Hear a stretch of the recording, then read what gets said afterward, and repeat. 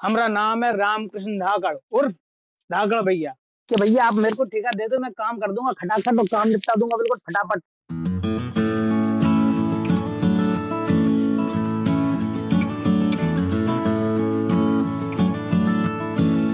मन में लगन, मेहनत और हुनर, थिएटर, फिल्मों और सीरियल्स में काम कर गांव का ये छोरा बन गया है अभिनेता।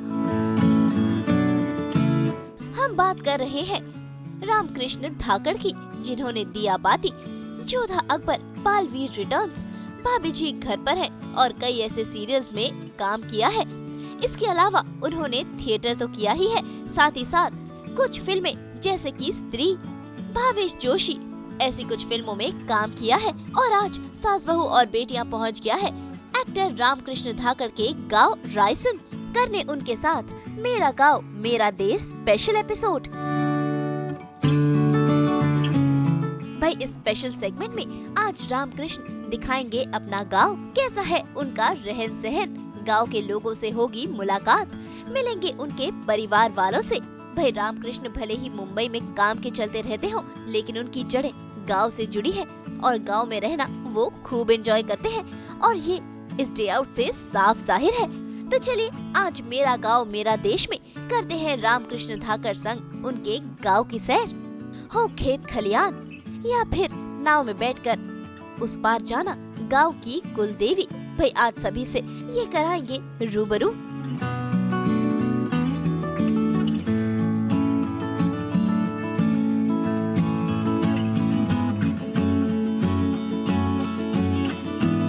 नमस्कार, मैं रामकृष्ण धाकड़ अभिनेता और अब मैं आ गया हूँ अपने गांव। जी हाँ, मेरा गांव जो मेरी जन्मभूमि है, जो मेरी कर्मभूमि भी रहा है, जहाँ से मैं आज इतने ऊपर तक गया हूँ। तो पहले मैं आपको माता जी के दर्शन करा देता हूँ। जी हाँ, हमारी खेरापति मैया जिनके आशीर्वाद से सब कुछ होता है, तो आपको दर्शन करा देता हूँ आज। तो आ जाइए, ये हमारी खेरापति मैया है, इनके आशीर्वाद से ही सब कुछ होता है। गाँव में इनकी बहुत मान्यता है। जब भी कोई व्यक्ति कहीं बाहर जाता है या बाहर से अंदर आता है तो पहले माता जी का आशीर्वाद लेता है। खेरापति मैया का ये बहुत ही प्राचीन स्थान है और ये आप प्रतिमाएं देख रहे हैं, ये मूर्तियां देख रहे हैं माता जी की, बहुत बेहद प्राचीन है। ये बहुत प्राचीन मंदिर है, छोटे से में जब मैं बहुत छोटा था तब से यहाँ पे आ रहा हूँ, समझ लीजिए बालकाल से, अब बिल्कुल छोटा था। तो गांव से जो आप एंट्री लेते हैं तो पहले माता जी का मंदिर ही पड़ता है, माता जी का आशीर्वाद लेते हुए और फिर उसके बाद हम अंदर जाते हैं, कोई भी व्यक्ति रहता है। और जब भी यहाँ से बाहर जाता है तो भी माता जी का आशीर्वाद लेता है और उसके सारे कार्य सफल होते हैं निश्चित रूप से। क्योंकि मैं भी जब यहाँ से गया था तो माता जी का आशीर्वाद लेके गया था और मैया का आशीर्वाद ऐसा है कि आज मुंबई में अच्छा काम कर रहा हूँ माता जी के आशीर्वाद से और आगे भी बहुत अच्छा कुछ करता रहूंगा।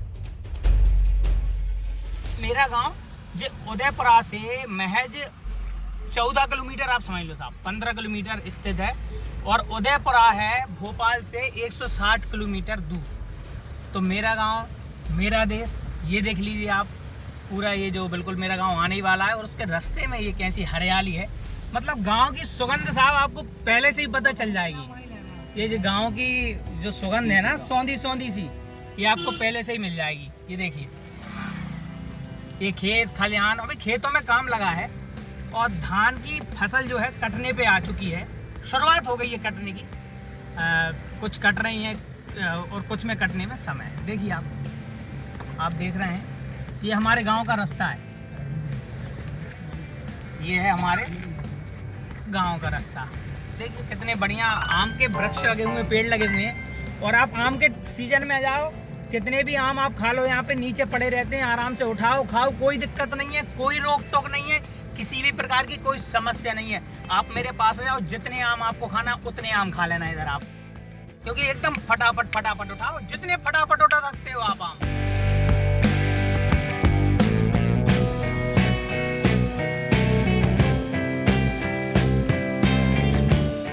तो देखिए ये हमारा खेत है, इसमें धान लगी हुई है, ये धान का खेत है और ये हमारे घर के एकदम पास वाला खेत है। तो इस खेत से हमें बहुत लगाव रहा है और हमारा इस खेत पे बहुत आना जाना था। कोई भी कार्यक्रम कुछ भी है तो हम इसी खेत पे करते थे। अगर कोई दोस्त लोग सब आते हैं तो इसी खेत पे हम आते हैं। वहाँ पे एक मड़िया बना करती थी, एक छोटी सी, वो पेड़ लगा है, उसके पास में छोटी सी झोपड़ी थी, उसमें हम लोग खेला करते थे।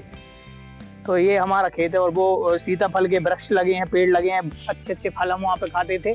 पर ये बेर का पेड़ लगा हुआ है, तो बेर भी हमने यहाँ पर बहुत खाए हैं। हालांकि इस समय तो बेर हो नहीं रहे हैं, लेकिन यहाँ पे बेर का पेड़ है। वहाँ पे उस तरफ आम के पेड़ लगे हुए हैं हमारे। तो आम, बेर, कुछ फल तो ऐसे हमको हमारे यहीं से उपलब्ध हो जाते हैं, कहीं जाने की जरूरत नहीं है। आम हो, बेर हो, टमाटर लगे हुए हैं पीछे तरफ खेत में, तो सब्जी भी हम यहाँ पे उगाते हैं। तो ये मेरा गांव मेरा देश है, आप देख रहे हैं, बेहतरीन व्यवस्थाएं। और गांव का तो साहब आनंद ही अलग है। हालांकि मैं चला जरूर वहां पे गया हूँ, लेकिन मेरा आधा दिल तो यहीं बसता है गाँव में। और यहाँ पर सब एकदम फटाफट फटाफट होता है, जो भी काम है सब खटाखट खटाखट। पता नहीं चला धान कब लगाई और कब बड़ी हो गई, फटाफट। आप देख रहे हैं एकदम एक नंबर। अभी कटने वाली कुछ दिनों की बात है बस।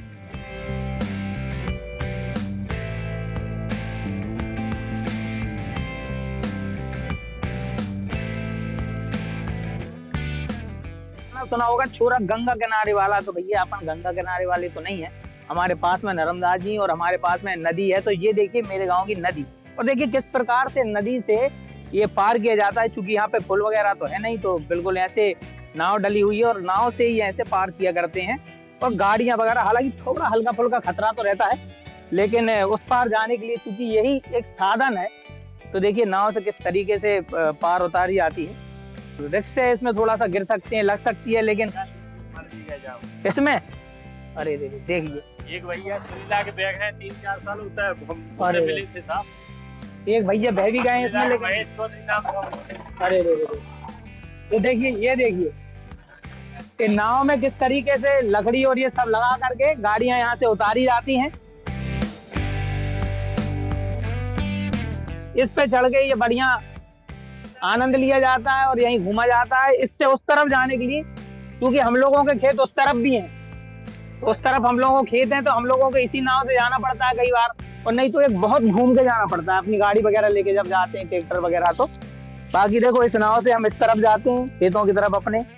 और ये नाव एक बहुत बड़ा साधन है घूमने के लिए, पार करने के लिए। क्यों भैया? तो कितना टाइम लगता है आपको ये उस पार करने में? कहाँ कितने लोग आते हैं पर डे? आदमी आते हैं, कम से कम 150-150 आदमी फिरती से निकलते हैं। हाँ, और देखिए भैया का दिल कितना बड़ा है। पैसे की कोई बात नहीं, कोई बोलता आके देंगे जाके देंगे, सब चलता है, सब दे देते हैं आते जाते। और समाज सेवा भी हो ही रही है, देख लो। तो ये नहीं नामों में भैया हम खेले हैं, घूमे हैं, बस देखिए उस पार इस पार चलता रहता है कार्यक्रम।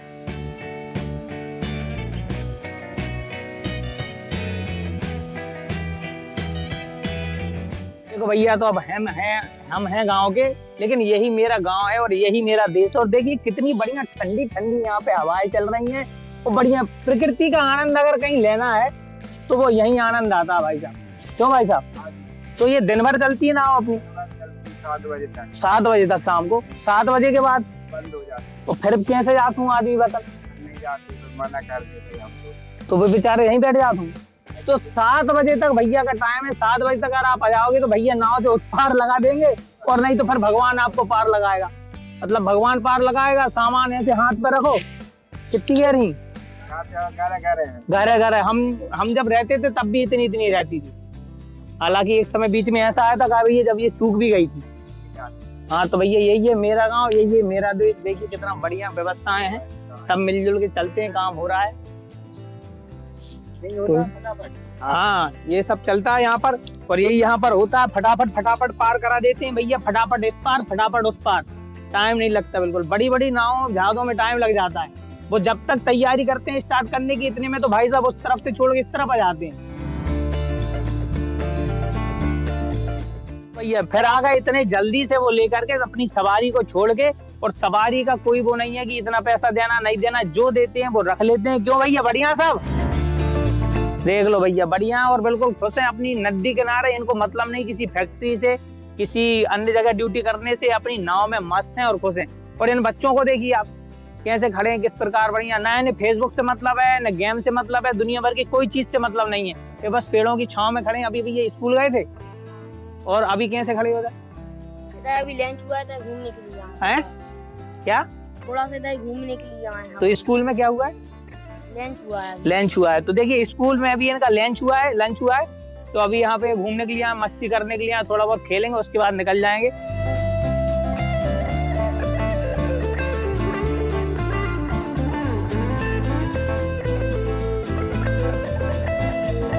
हनुमान जी महाराज है, नर्मदा जी भी नदी में स्नान करने के बाद इनका आशीर्वाद लेके लोग घर को जाते हैं, फिर वहां पे भोजन वगैरह करते हैं, 5-10 मिनट इधर बैठते हैं, बड़ा आनंद आता है।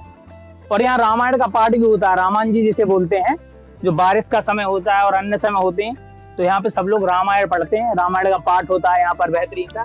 तो हम सब लोग यहाँ पे पूजा करके हनुमान जी की, और फिर अपने घर की तरफ निकलते हैं। होता तो हमने बहुत सुन लिया आपके डायलॉग, नहीं वो वालों नहीं। अबे जी तारक मेहता में आए थे, संतोष फटाफट बने थे जी। हाँ, संतोष फटाफट वालों सुनाए थे। फटाफट वाला वो डायलॉग ऐसा है कि भैया आप मेरे को ठेका दे दो, मैं काम कर दूंगा खटाखट, तो काम निपटा दूंगा बिल्कुल फटाफट। और आपको इंची टेप देने की जरूरत भी नहीं है, मेजरमेंट टेप देने की भी जरूरत नहीं है। मैं ऐसे नाप ले लेता हूँ, और नाप लेने के लिए मुझे किसी टेप की जरूरत नहीं, नाप मैं अपनी आंखों से लेता हूँ फटाफट। दरअसल मेरे आंखों में दूरबीन लगी है, धागड़ भैया वाला डायलॉग ऐसा है, तो थोड़ा दमकदार है। हमारा नाम है रामकृष्ण धागड़ उर्फ धागड़ भैया, और इधर के वीजा भी हम ही है, इधर के पासपोर्ट भी हम ही है, इधर के ब्रांड भी हम है, और इधर के ब्रांड एम्बेसडर भी। और वो क्या कहते हैं, वो जो हवा में उड़ता है ना, फुर फुर फुर, क्या कहते हैं उसको, कबूतर, वो भी जब उड़ता है ना, तो उसको भी हमरी यानी धाकड़ भैया की इजाजत की जरूरत पड़ती है। और तुम साले हमसे बगैर पूछे हमारे गांव में आके यहाँ शेरो ताड़ी चला रहे हो हैं? अब निकलो यहाँ से। तो भैया हमने घूम लिया गांव, और अब हम करते हैं सबको हर हर नर्मदे, नर्मदा मैया की। देखो नर्मदा मैया सबको बहुत प्रेम है, क्योंकि हमारा एक क्षेत्र है, नर्मदांचल क्षेत्र है, यहाँ से बिल्कुल पास में 2 किलोमीटर दूर नर्मदा जी केदुहान, जहाँ पे मेला लगता है बेहतरीन। अभी मेला नहीं लगा, कुछ दिन के बाद लगेगा, फिर आपको दर्शन कराएंगे।